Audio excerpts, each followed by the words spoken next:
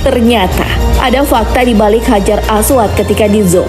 Fakta ini diungkap oleh Presiden Umum Urusan Masjidil Haram dan Masjid Nabawi, di mana pada Senin 3 Mei 2021 lalu, untuk yang pertama kalinya, Presiden Umum Urusan Masjidil Haram dan Masjid Nabawi merilis foto close-up resolusi tinggi Hajar Aswad.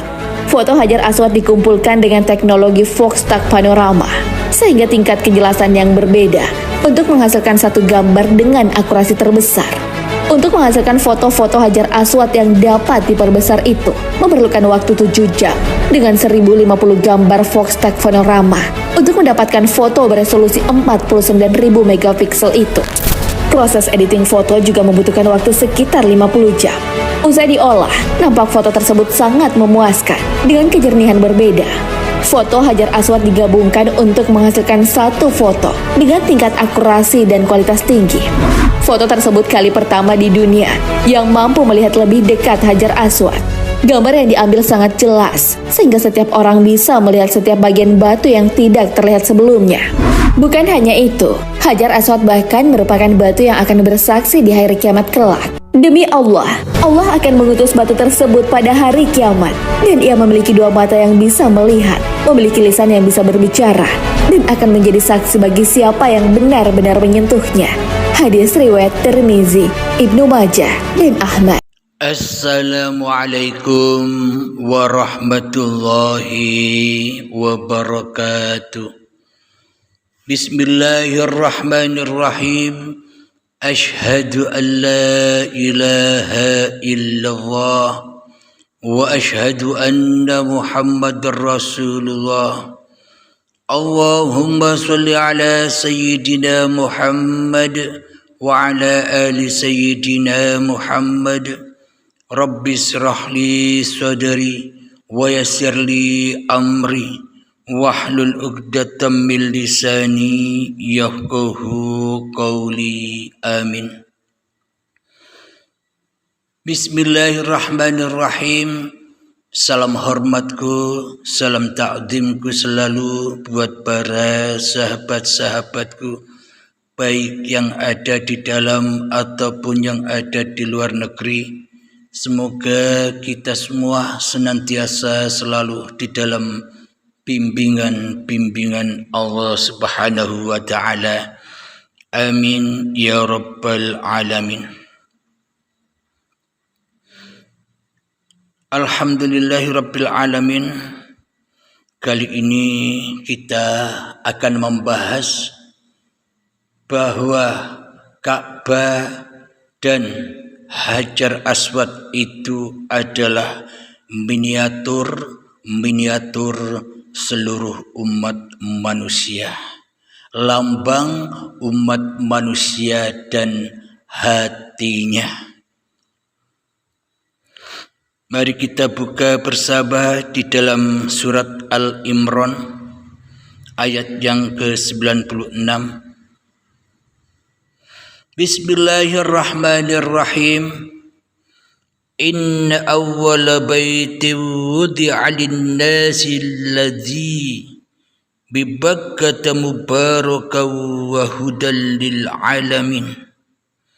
Yang artinya, sesungguhnya rumah yang mula-mula dibangun untuk beribadah manusia ialah Baitullah yang dibakah atau Mekah yang diberkahi dan menjadi petunjuk bagi semua manusia. Shadaqallahul azim. Jadi Ka'bah dan Hajar Aswad, yang mana Hajar Aswad atau batu hitam itu didatangkan dari surga, batu surga di bawah ditaruh di Ka'bah. Jadi yang dimaksud batu hitam dari surga itu maknanya bagaimana? Batu hitam yang berasal dari surga itu adalah hati manusia yang datangnya dari Tuhannya.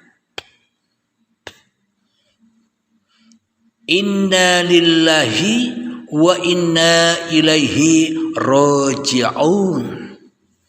Itulah yang dimaksud Hajar Aswad itu, batu yang dari surga, yakni hati manusia yang belum ingkar kepada Tuhannya, maka batu atau hati, nyawa, roh, hidup itu ya uripe Allah.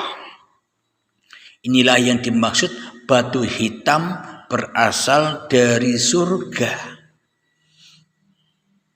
yang ditempelkan di Mekah, di Ka'bah. Jadi setiap manusia itu ada hatinya, hati yang dari surga. Maknanya seluruh umat manusia itu ciptaannya Tuhan. Jadi apa yang di luar diri kita itu hanyalah simbol-simbol, kiasan-kiasan diri kita sendiri.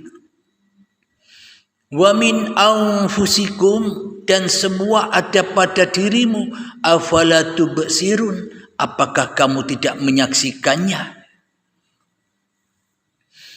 Jadi Ka'bah dan Hajar Aswad itulah miniatur setiap manusia, lambang setiap manusia, lambangnya manusia untuk berkiblat kepada Ka'bah yang di Mekah sana.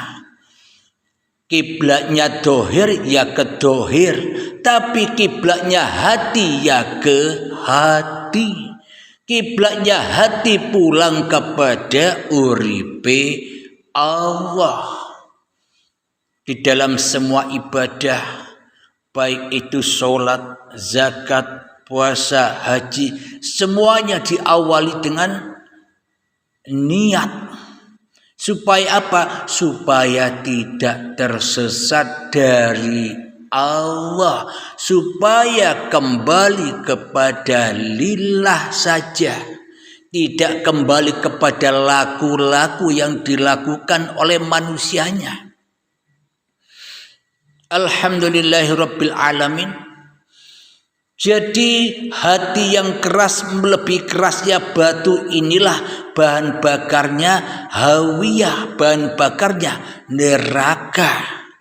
Jadi maknanya yang dilambangkan batu hitam Hajar Aswad yang di Mekah sana dicium-ciumi oleh manusia.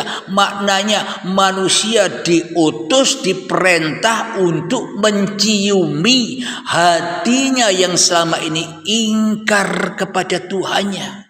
Maknanya manusia disuruh kembali kepada batu hitam, mensucikan hatinya. Mutu qabla antal maut, supaya kelihatan, supaya tersaksikan kebesaran, kesucian, keesaan Tuhannya di dalam hatinya. Inilah tanda bukti bahwa Ka'bah dan Hajar Aswad itu miniatur setiap manusia, agar manusia kembali berkiblat kepada dirinya.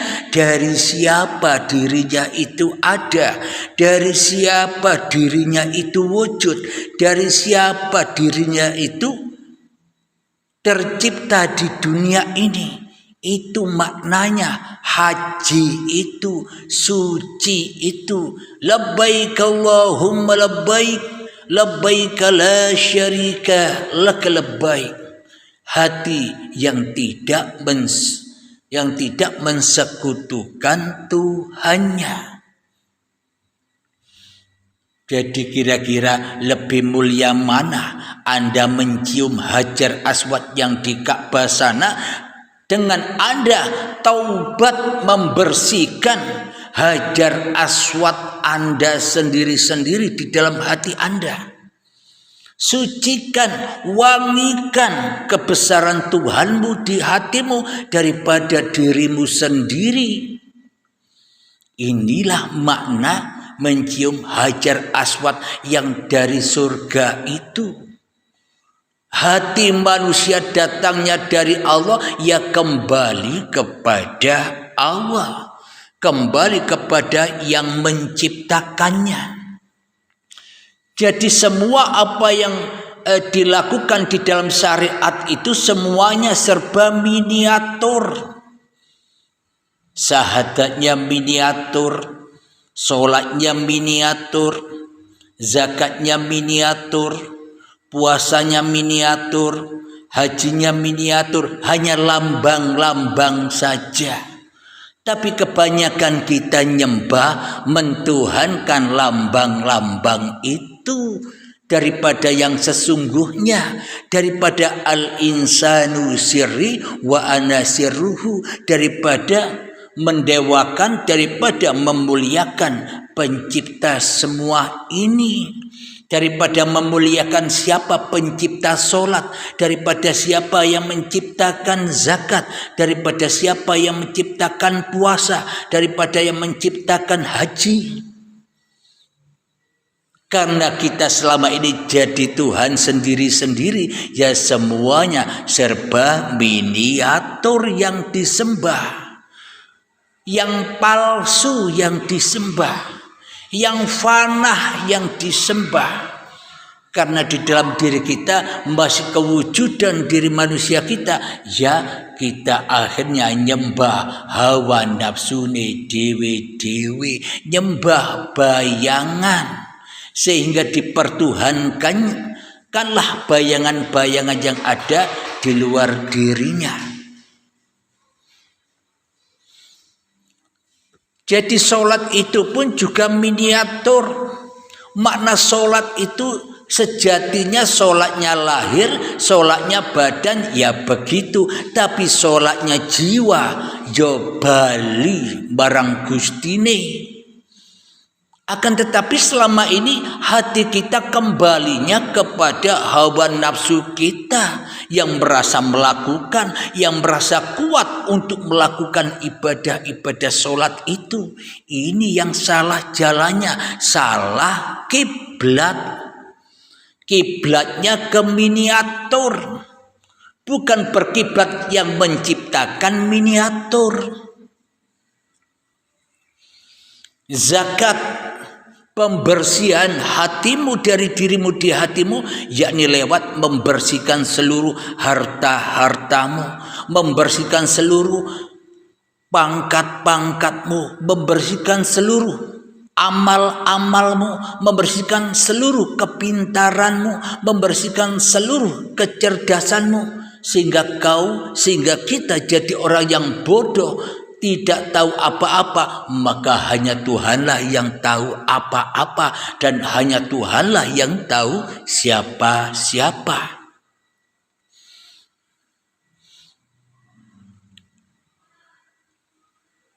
Alhamdulillahirabbil alamin. Jadi Ka'bah dan Hajar Aswad itulah contoh lambang setiap diri manusia. Kenapa manusia disyariatkan untuk berhaji ke Ka'bah sana? Supaya manusianya ingat dirinya, supaya manusia ingat dari siapa dirinya ada, supaya manusia bisa kembali kepada Tuhannya, bukan malah tambah sombong, bukan malah tambah besar manusianya, bukan malah tambah bangga manusianya bisa ke Mekah. Salah jalannya.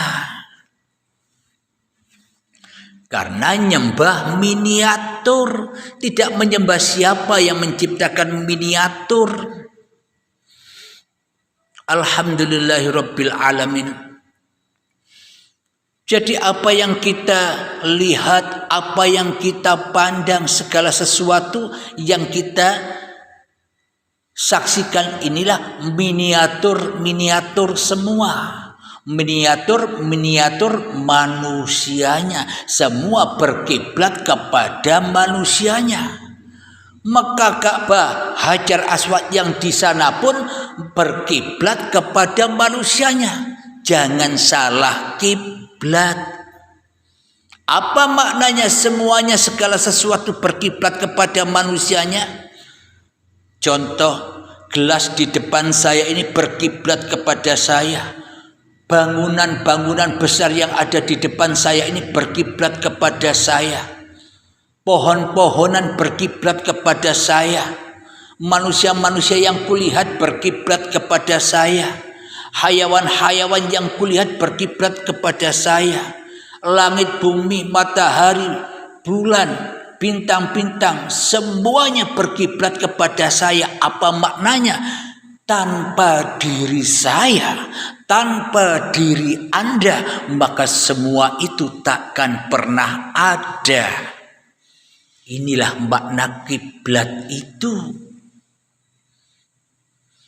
Jadi semua apa yang kita lihat tanpa adanya Abdul Halim, maka gelas di depan Abdul Halim tak ada. Tanpa Abdul Halim, maka tumbuh-tumbuhan yang di hadapan Abdul Halim tak ada. Tanpa Abdul Halim, maka apapun bangunan-bangunan yang megah di dunia ini takkan pernah ada. Tanpa Abdul Halim, maka semua hayawan, tumbuhan, manusia takkan pernah ada. Kenapa? Karena Abdul Halimnya tak ada. Jadi adanya semua itu karena adanya Abdul Halimnya. Adanya segala sesuatu itu karena adanya diri Anda. Inilah yang dimaksud Nur Muhammad itu. Jadi dengan Nur Muhammad itulah terciptalah segala sesuatu. Tanpa Nur Muhammad maka takkan tercipta segala sesuatu. Siapakah Nur Muhammad itu? Al-insanu sirri wa ana sirruhu. Ya, seluruh manusia itulah Nur Muhammad itu. Yang selama ini dipendam, yang selama ini dikubur di dalam hatinya, sehingga hatinya lebih keras melebihi kerasnya batu Hajar Aswad. Maka dari itu datangi batumu, cium-ciumi batumu agar tidak tersesat lagi. Kembalikan batumu, kembalikan hatimu, kembalikan nyawamu, kembalikan jiwamu, kembalikan rahmu kepada penciptamu, kepada uripe Allah. Itulah lambang dari Ka'bah dan Hajar Aswad yang dari surga, yakni hati manusia. Kullu mauludin yuladu alal fitrah. Setiap bayi yang terlahir ke dunia ini semuanya dalam keadaan fitrah, bersih, suci. Itulah yang dimaksud Hajar Aswad dari surga. Jangan salah cium. Jadi ciumilah hatimu, sadarilah dari siapa badan ini ada. Tanpa uripe Allah, badan ini tak ada. Inilah bangunan yang awal dibangun oleh Allah, yakni penciptaan Nur Muhammad. Dengan Nur Muhammad inilah maka terciptalah seluruh alam semesta ini. Alhamdulillahirabbil alamin. Semoga saya memahami dan Anda pun juga memahami. Amin ya rabbal alamin. Jadi bagaimanakah caranya untuk mengembalikan Hajar Aswad itu ke surga? Yakni disyariatkan manusia pergi haji. Pergi haji wajib memakai baju ihram. Baju ihram pun itu juga miniatur. Jangan disembah miniatur itu. Maknanya baju ihram itu apa? Sucikan hatimu, sucikan dirimu dari dirimu di hatimu. Itulah baju ihram itu. Setelah pakai baju ihram disuruh tawaf 7 kali keliling Ka'bah, keliling Hajar Aswad. Apa maknanya? Kembalikan 7 yang bukan milikmu itu. Apa 7 itu? Sifat-sifatnya Allah. Kembalikan lagi kepada Allah. Langkah putaran pertama mengembalikan kudrat, kuasa Allah menjadi kuasa Allah. Kuasa manusianya dikembalikan menjadi kuasa Allah. Putaran yang kedua di dalam tawaf itu yakni menyerahkan iradah dari kehendak manusia jadi kehendak kerenteknya Allah. Putaran yang ketiga mengembalikan ilmu dari pengetahuan manusianya menjadi pengetahuan Allah. Putaran yang keempat di dalam tawaf mengembalikan hayat, hidup yang tadinya hidup manusianya dikembalikan kepada uripe Allah. Putaran yang kelima adalah mengembalikan sifat sama pendengaran manusia, dikembalikan sehingga menjadi pendengaran Allah. Putaran yang keenam mengembalikan sifat basor, penglihatan yang diakui penglihatan manusia dikembalikan menjadi penglihatan Allah, penglihatan urip. Kalau tidak ada urip ya tidak ada semua itu. Putaran yang terakhir mengembalikan sifat kalam. Segala kalam yang ada di alam semesta ini ya kalam Allah. Termasuk yang ada di seluruh segala sesuatu ini. Mendengar apapun yaitu dengarnya uripe Allah. Bila manusia tak hidup ya tidak bisa mendengar apa-apa. Bila manusia tak hidup ya tak bisa melihat apa-apa. Bila manusia tak ada uripe Allah ya tidak bisa berkuasa apa-apa. Bila manusia tak diuripi oleh Allah ya tak bisa kerentek kehendak apa-apa, tak bisa ngomong apa-apa. Sehingga lengkap putaran tawaf itu, sehingga ketemu dengan Ka'bah dan menciumi Hajar Aswad. Kembali lagi hati yang keras, lebih kerasnya batu, kembali ke surga lagi, kembali ke sisi Allah. Itulah yang dimaksud lillahi ta'ala itu. Jadi semua ibadah-ibadah itu serba miniatur.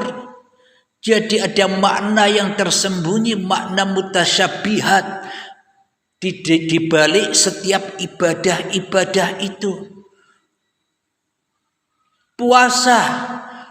Puasakan dirimu di hatimu, puasakan kewujudan dirimu di hatimu, puasakan kehadiran dirimu di hatimu, puasakan kehidupan dirimu di hatimu agar nyata kehidupan Tuhanmu di hatimu. Itulah puasa. Sehingga lengkaplah syahadat, sholat, zakat, puasa, haji di dalam satu kesatuan esanya Allah. Duduknya sudah mengandung syahadat, sholat, zakat, puasa, dan haji. Berdirinya sudah mengandung syahadat, sholat, zakat, puasa, dan haji. Sholatnya sudah mengandung syahadat, sholat, zakat, puasa, dan haji. Dan segala apapun sejak bangun tidur sampai tidur lagi, semua mengandung keesaan Allah, kembali menjadi utusan Allah, karena semuanya dikembalikan kepada yang menciptakannya. Inilah tanda bukti bahwa Ka'bah dan Hajar Aswad itu miniatur setiap manusia. Contoh lambang yang manusia menghadap. Jadi jangan salah hadap yang ke miniatur, hadaplah yang sesungguhnya. Hadapkanlah dirimu di hatimu untuk menghadapkan dirimu kepada Tuhanmu.